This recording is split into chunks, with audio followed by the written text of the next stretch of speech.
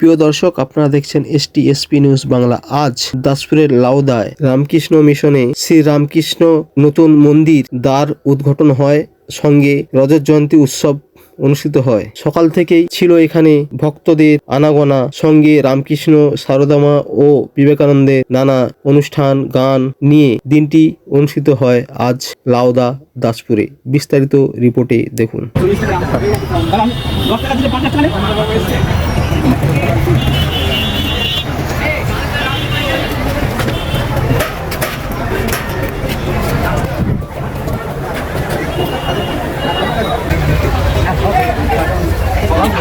ঠিক আছে।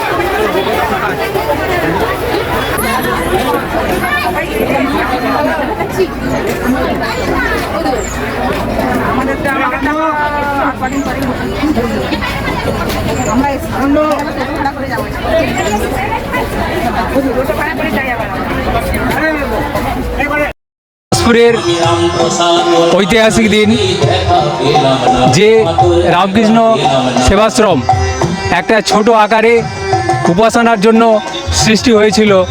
এইখানের অগণিত শিষ্যবৃন্দের উদ্যোগে আজকে শ্রী রামকৃষ্ণ সেবাশ্রম মন্দির প্রতিষ্ঠিত হলো। তো এটা আমাদের কাছে যেমন ঐতিহাসিক ঘটনা এবং তেমন গৌরবের, কারণ এই মন্দিরেই শ্রীরামকৃষ্ণ, সারদা এবং বিবেকানন্দ এই তিন মহামানবের চর্চা হবে এবং সেই চর্চা সারা বিশ্বে ছড়িয়ে পড়বে। আমরা পেয়েছি এই সেবাশ্রম সংঘের সম্পাদক প্রদীপ দাসকে। তো প্রদীপবাবুর কাছেই এই মন্দিরের ইতিহাস আমরা জেনে নেব এবং জীবজ্ঞানে শিব সেবা এই বিষয়ে প্রতিক্রিয়া। আমার নাম প্রদীপ দাস, সেবাশ্রমের সম্পাদক। আপনারা এই সেবাশ্রম প্রতিষ্ঠা করতে গেলেন? এই সেবাশ্রম প্রতিষ্ঠা করতে গেলাম তার একটি কারণ, যে মানুষের সেবা আমাদের হচ্ছে একটা ওই ধর্ম। সেই সেবার ধর্মকে পাথেয় করেই আমরা বেলুড় মঠের সহযোগিতায় এবং পশ্চিম মেদিনীপুর ঝাড়গ্রাম বাগবাজারের পরিষদে এসে এলাকায় দুস্থ মানুষের সেবা এবং দুস্থ ছাত্রছাত্রীদিকে কীভাবে সমাজের মূল স্রোতে ফিরিয়ে আনা যায়, সেই জন্যই আমাদের এই দাসপুর শ্রী শ্রী রামকৃষ্ণ সেবাশ্রম স্থাপন করা। রামকৃষ্ণ অনেকে বলতো পাগল, আত্মভোলা মানুষ, সবসময় মা নামে তিনি মূর্ছা যেতেন এবং পাগল হয়ে যেতেন।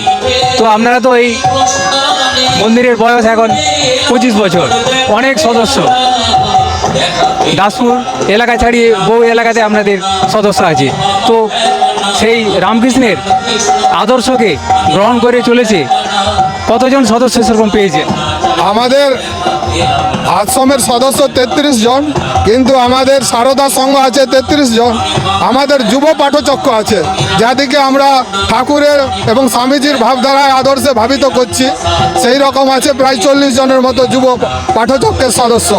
তারা অনেকেই নরেন্দ্রপুর এবং বহু বড় বড় জায়গায় গেছে ঠাকুরের ভাবধারা, এবং গ্রামের প্রতিটি ক্ষেত্রে পরিষেবায় তারা ঝাঁপিয়ে পড়ছে, যেমন তান এবং হচ্ছে আরও সমাজমূলক সেবায় তারা আত্মনিয়োগ করছে। এবং দাসপুর রামকৃষ্ণ সেবাশ্রমের যে সংকল্প সেবাই পরম ধর্ম, সেই সেবাকে পাথেয় করেই দাসপুর রামকৃষ্ণ সেবাশ্রম এগিয়ে যাচ্ছে, আগামী দিনেও এগিয়ে যাবে। আর দাসপুরে এতদিন 2002 সাল থেকে আমাদের প্রার্থনা গিয়ে প্রার্থনা হতো, এখন হচ্ছে সেটি বসার জায়গা নেই। তার জন্য আমরা আবার শিব মন্দির নির্মাণ করলাম, যাতে অগণিত ভক্ত এসে এখানে একটু শান্তি পায়, ঠাকুরের আশীর্বাদ পায়। এবং আপনি বললেন যে আত্মভোলা ঠাকুর আমাদের, ঠিকই, কিন্তু তাকে বুঝতে গেলে আমাদের মতো ভক্তদের আরও 200 বছর লাগবে।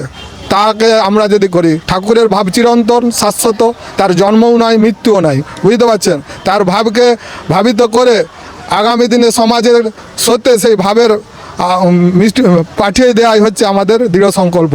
তাই সমস্ত ভক্তবৃন্দ এবং আজকে যারা আপনারা রিপোর্টাররা এসেছেন সবাইকে, বিশেষ করে আপনার STS নিউজ বাংলাকে অনেক ধন্যবাদ জানাই।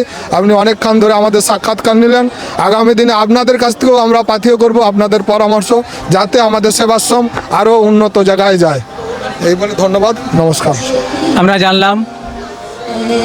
আমরা জানলাম যে এই শ্রী রামকৃষ্ণ সেবাশ্রম প্রতিষ্ঠা হয়েছে, তার বিশেষ রামকৃষ্ণের আদর্শকে তুলে ধরা এবং সাধারণ মানুষের মধ্যে রামকৃষ্ণের ভাবধারাকে ছড়িয়ে দেয়া।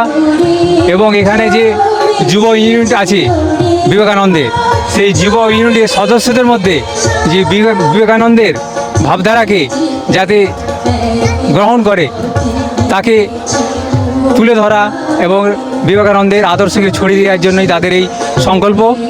ক্যামেরায় রাজীব পাত্রের সঙ্গে আমি শ্যামাপদ প্রামাণিক, STSP নিউজ বাংলা, সবার খবর সবার আগে, সরাসরি লাউদা শ্রীরামকৃষ্ণ আশ্রম থেকে।